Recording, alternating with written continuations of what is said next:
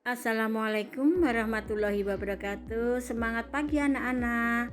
Ketemu lagi dengan Bu Wiwi di Mapel IPS kelas 9 semester 2. Semoga kita semua diberikan kesehatan dan keselamatan oleh Allah Ta'ala. Amin. Mari kita mulai pelajaran anak-anak. Untuk saat ini kita bahas materi bab 4. Indonesia dari masa kemerdekaan hingga masa reformasi. Baiklah, anak-anak, kita mulai dari materi yang pertama, yaitu masa kemerdekaan tahun 1945 hingga 1950. Materi proklamasi kemerdekaan yang akan kita bahas ini nanti ya anak-anak, ada 3, yaitu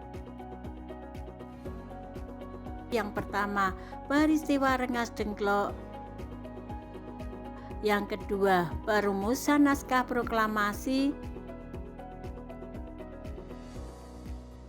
Dan yang ketiga, pelaksanaan proklamasi. BPUPKI, badan yang dibentuk oleh Jepang sebagai wujud janji kemerdekaan Jepang kepada bangsa Indonesia. BPUPKI atau Dekuritsu Junbi Chosakai dibentuk pada tanggal 1 Maret 1945 dan diresmikan tanggal 29 April 1945 bertepatan dengan ulang tahun Kaisar Hirohito. Tujuan BPUPKI adalah untuk menyelidiki hal-hal penting yang berkaitan dengan persiapan kemerdekaan Republik Indonesia. BPUPKI diketuai oleh Dr. KRT Rajiman Widyodiningrat dan dibantu oleh 2 orang ketua muda, yaitu R.P. Suroso dan Ichiban Ngese dari Jepang.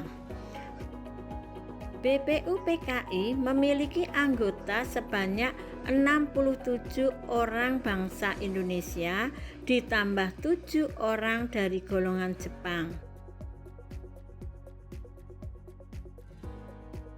Selama masa berdirinya, BPUPKI mengadakan sidang sebanyak 2 kali anak-anak, yaitu sidang pertama berlangsung antara 29 Mei sampai 1 Juni 1945 membahas rumusan dasar negara. Sedangkan sidang yang kedua berlangsung tanggal 10 hingga 17 Juli 1945 membahas batang tubuh Undang-Undang Dasar Negara Indonesia Merdeka. Panitia perancang Undang-Undang Dasar terdiri dari Insinyur Soekarno, Muhammad Hatta, dan Abikusno Cokrosuyosho. Hasil sidang BPUPKI 1 tanggal 29 Mei 1945, 31 Juni 1945, 1 Juni 1945, 29 Mei 1945 oleh Muhammad Yamin, 31 Juni 1945 oleh Mr. Supomo, dan 1 Juni 1945 Insinyur Soekarno. Muhammad Yamin mengemukakan pendapatnya tentang dasar negara, yaitu ada 5. 1. Peri kebangsaan, 2. Peri kemanusiaan, 3. Peri ketuhanan, 4. Peri kerakyatan, 5. Kesejahteraan rakyat. Gagasan dari Mr. Supomo: 1. Persatuan, 2. Kekeluargaan, 3. Keseimbangan lahir dan batin, 4. Musyawarah, 5. Keadilan masyarakat.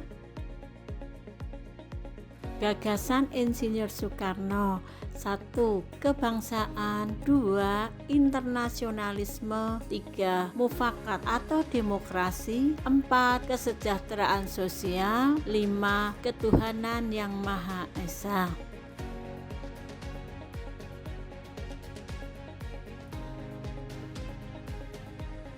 Gagasan mengenai rumusan 5 sila dasar negara Republik Indonesia yang dikemukakan oleh Insinyur Soekarno tersebut kemudian dikenal dengan istilah Pancasila, dan tanggal 1 ditetapkan sebagai hari lahirnya Pancasila. Masa antara sidang resmi pertama dan sidang resmi kedua dinamakan masa reses. Disitulah dibentuk Panitia 9 yang diketuai oleh Insinyur Soekarno, yang bertugas untuk mengolah usul dari konsep para anggota BPUPKI mengenai dasar negara. Tanggal 22 Juni 1945, Panitia 9 kembali bertemu dan menghasilkan rumusan dasar negara yang kemudian dikenal dengan nama Piagam Jakarta atau Jakarta Charter.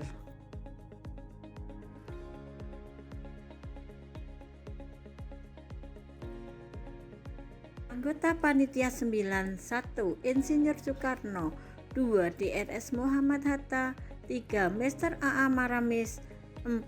Abdul Qahar Muzakir, 5. Mr. Ahmad Subarjo, 6. Kiai Haji Wahid Hasyim, 7. Haji Agus Salim, 8. Abi Kusno Cokrosuyoso, dan 9. Mr. Muhammad Yamin. Ini merupakan hasil sidang Panitia 9 yang berupa Piagam Jakarta. Hasil sidang BPUPKI 2 tanggal 14 Juli 1945. 1. Pernyataan Indonesia Merdeka. 2. Pembukaan Undang-Undang Dasar. 3. Batang tubuh Undang-Undang Dasar. BPUPKI dirasa telah selesai menjalankan tugasnya. Untuk itu BPUPKI dibubarkan dan diganti dengan PPKI. PPKI disebut juga sebagai Dokuritsu Junbi Inke yang dibentuk pada tanggal 7 Agustus 1945. Tugas PPKI adalah melanjutkan tugas BPUPKI dan mempersiapkan kemerdekaan Indonesia. PPKI diketuai oleh Insinyur Soekarno dan Wakil Ketua oleh Drs Muhammad Hatta. PPKI melaksanakan sidang 3 kali. Sidang yang pertama 18 Agustus 1945. Sidang yang kedua 19 Agustus 1945. Sidang yang ketiga 22 Agustus 1945. Hasil sidang PPKI yang pertama tanggal 18 Agustus 1945 yaitu 1. Mengesahkan Undang-Undang Dasar. 2. Memilih Presiden dan Wakil Presiden. 3. Membentuk Komite Nasional untuk membantu tugas Presiden. Hasil sidang PPKI tanggal 19 Agustus 1945 yaitu 1.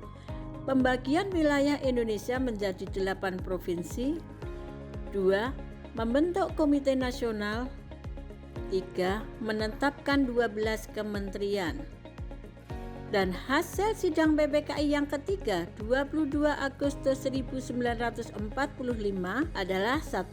Pembentukan Komite Nasional. 2. Pembentukan Partai Nasional Indonesia. 3. Pembentukan Badan Keamanan Rakyat. Kita lanjutkan materi berikutnya yaitu tentang peristiwa Rengas Dengklok yang terjadi pada tanggal 16 Agustus 1945. Peristiwa Rengas Dengklok adalah peristiwa penculikan yang dilakukan oleh sejumlah pemuda antara lain Sukarni, Wikana, Aidit, Khairul Saleh dari perkumpulan Menteng 31 terhadap Soekarno-Hatta. Peristiwa ini terjadi pada tanggal 16 Agustus 1945 pukul 03 waktu Indonesia Barat. Soekarno-Hatta dibawa ke Rengas Dengklok, Karawang untuk kemudian didesak agar mempercepat proklamasi kemerdekaan Republik Indonesia dan tidak terpengaruh oleh Jepang. Akhirnya Soekarno pun menyetujui pelaksanaan proklamasi. Golongan tua dan golongan muda sepakat untuk menggelar proklamasi pada tanggal 17 Agustus 1945 di kota Jakarta. Bersama tokoh penting lainnya, Soekarno menyusun naskah proklamasi di Rumah Laksamana Maeda. Perumusan teks proklamasi. Perumusan naskah proklamasi dilakukan di ruang makan Rumah Laksamana Maeda oleh 3 orang tokoh kemerdekaan Indonesia.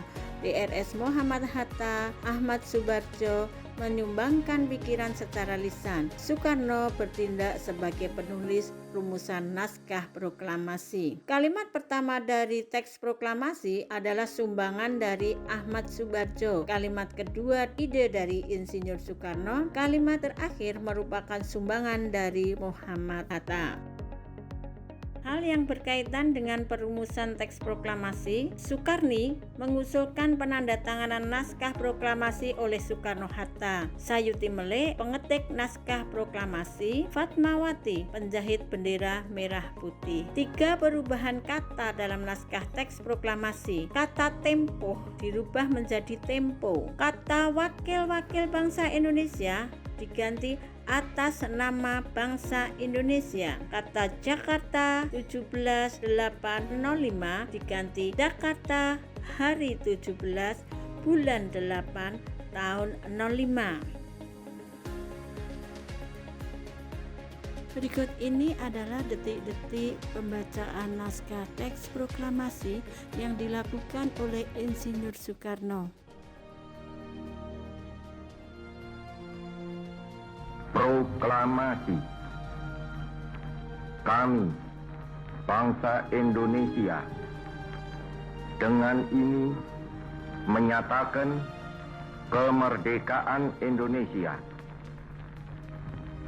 Hal-hal yang mengenai pemindahan kekuasaan dan lain-lain diselenggarakan dengan cara saksama dan dalam tempo yang sesingkat-singkatnya.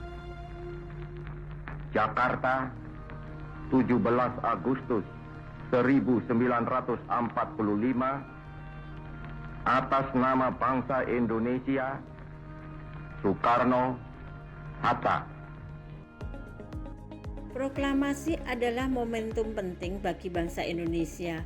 Kemerdekaan bangsa Indonesia merupakan langkah awal untuk menata diri agar diakui keberadaannya oleh dunia internasional. Proklamasi kemerdekaan dilaksanakan di Rumah Soekarno di Jalan Pegangsaan Timur nomor 56 Jakarta. Yang berkaitan dengan peristiwa proklamasi yaitu tentang pengibaran bendera yang dilakukan oleh Latif Hendra Ningrat dan Suhud, dilanjutkan dengan menyanyikan lagu Indonesia Raya. Kemudian sambutan yang dilakukan oleh Suwiryos, Wali Kota Jakarta, dan Dr. Muwardi. Arti penting proklamasi bagi Indonesia: 1. Lahirnya NKRI. 2. Titik tolak pelaksanaan amanat penderitaan rakyat. 3. Puncak perjuangan pergerakan kemerdekaan. Salah satu dukungan terhadap proklamasi kemerdekaan Republik Indonesia yaitu dengan adanya rapat raksasa di lapangan Ikada yang dilaksanakan pada tanggal 19 Agustus 1945 yang dipelopori oleh Komite Van Aksi. Makna dari rapat raksasa ini adalah 1. Berhasil mempertemukan pemerintah Republik Indonesia dengan rakyatnya. 2. Merupakan perwujudan kewibawaan pemerintah Republik Indonesia terhadap rakyat.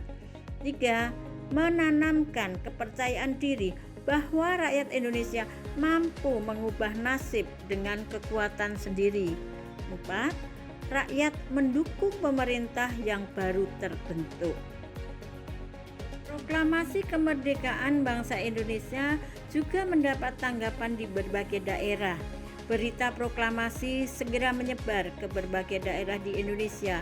Pekik kemerdekaan mewarnai salam masyarakat Indonesia di setiap gang, pasar, lembaga pendidikan, dan berbagai tempat umum lainnya. Demikianlah anak-anakku semuanya materi yang bisa Bu sajikan pada kesempatan kali ini. Semoga saja kedepannya kita bisa ketemu lagi di materi-materi berikutnya, dan semoga saja apa yang saya sajikan, apa yang Bu sajikan dapat bermanfaat bagi kalian semua. Saya akhiri sampai di sini. Wassalamualaikum warahmatullahi wabarakatuh.